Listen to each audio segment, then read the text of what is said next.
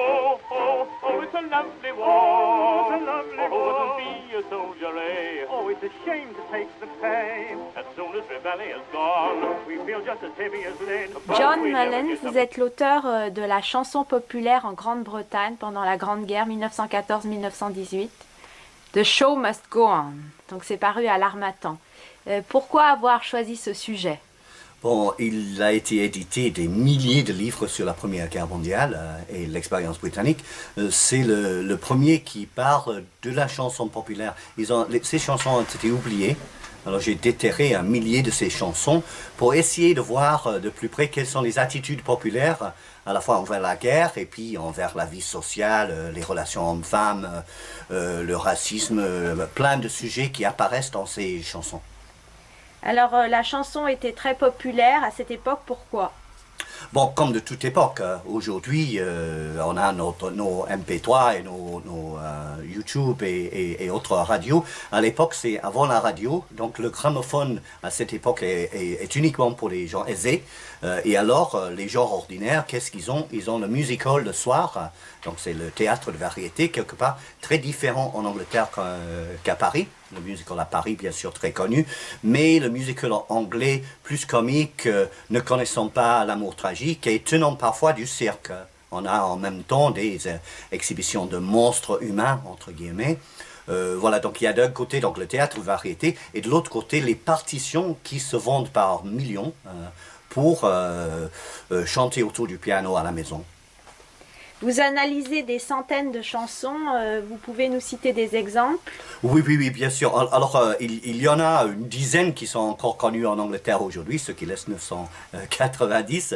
Donc, je vous donne un petit exemple. Voilà la partition de la chanson la plus connue de cette époque, qui est une chanson sur la guerre, assez gaie, mais en même temps, dans le strophe, est d'une certaine xénophobie anti-irlandais. C'est un exemple, mais il y en a beaucoup. Il y a des chansons ludiques, des chansons d'amour, des chansons osées. Il faut dire que pour être osé à l'époque, on n'était pas obligé d'aller très loin. Il y avait une femme, Mary Lloyd, qui est spécialisée dans la chanson osée. Elle avait été interdite à certains théâtres parce qu'elle montrait la cheville sur scène. C'était inacceptable à l'époque. Sinon, il y a des chansons très gaies sur la guerre. Vers la fin de la guerre, il y a une ironie très surprenante. Il y a une chanson « Ah Dieu, que la guerre est jolie ». Beaucoup de chansons qui rêvent quand les gars reviendront chez nous. Il y a vraiment une grande variété et donc je les prends chapitre par thème. Il y a un chapitre sur les relations hommes-femmes, les chansons d'amour, un chapitre sur les chansons sociales et de guerre. Et ils sont vraiment pas ce à quoi on s'attendrait. Par exemple, il n'y a pas de chanson xénophobique contre les Allemands.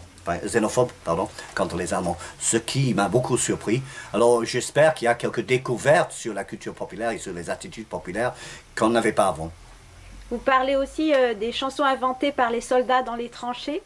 Oui, alors il y a une certaine coupure, parce que les chansons inventées par les soldats et chantées donc, dans les tranchées où pendant des années, parfois ils ne bougent pas, hein, dans ces chansons, tout d'abord, ils sont beaucoup plus radicales. Il y en a un certain nombre qui souhaitent la mort violente de leur supérieur hiérarchique. Il y a aussi des chansons comiques sur la guerre. Un favori quand un groupe de soldats quittait les tranchées et se faisait remplacer par un autre, c'était de chanter à l'honneur des nouveaux qui arrivaient. J'entends les cloches de l'enfer sonner pour toi, mais pas pour moi.